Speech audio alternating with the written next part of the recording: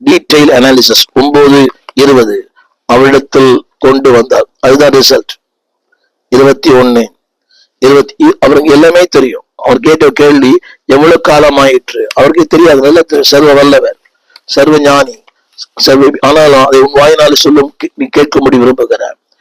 It may be a long problem, நீண்ட கால பிரச்சனை இருக்கலாம்.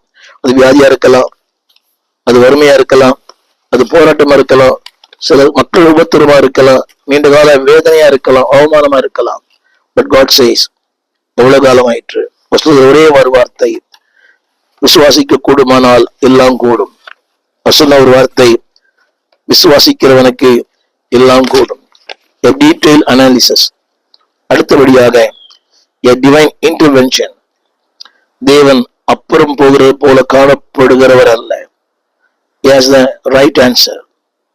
He has the resources. அவரிடத்துல சரியான பதில் உண்டு. வாசிக்கும் கேளுங்கள். 23 mark 9:23, 24, 25, 27, 26. He has the divine intervention. அப்புறம் போகிறது போல இருக்கிறதல்ல. 23 கவனிங்கள். முடியாதுன்னு சொன்ன போது அவர் முடியும் என்று சொன்னார். முடியாதுன்னு சொன்ன போது முடியும் என்று சொல்லுகிற கர்த்தர் சொல்லுகிறார்.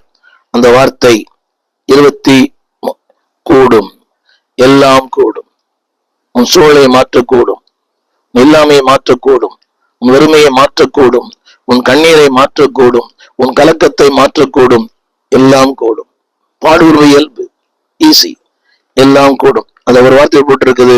ஒரு வார்த்தை, அவர் அவனை அதட்டினார். 2 வார்த்தை, கட்டளை இடுகிறேன் என்று அதட்டினார். நம்ம கூட அதட்டுறோம், ஆனா இதுவுமே மாறதில்லை. அது ஒரு ஷோ, ஒரு பழக்கம் ஆயிடுச்சு. கட்டளை இடுகிறேன்.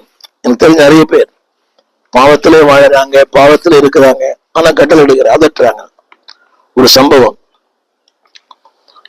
இங்க ஒரு பைபிள் நான் இருந்த பணியாற்றில வேதாம் பள்ளியில ஒரு பிசாசு பிடித்த ஒருவரை கொண்டு வந்தார்கள். அதை படித்த மாணவர் அது ஒரு சனிக்கிழமை ஜெபம். நேர கை போய் தலைமையில கை வச்சார். அந்த மாணவர் அந்த பேய் சொல்லுது, கையாடு எடுறா, உன்னை பத்தி எனக்கு நல்லாவே தெரியும். யோசித்து பாருங்கள், உன்னை பத்தி நல்லாவே தெரியும். நடந்த சம்பவம். ஏன்னா இந்த மாணவனுடைய வாழ்க்கை சரியில்லை. வேதாம் பள்ளியில படித்தாலும் அவருடைய வாழ்க்கை சரியில்லை. பல தீய பழக்கங்களுக்கு அடிமைப்பட்டிருந்தார்.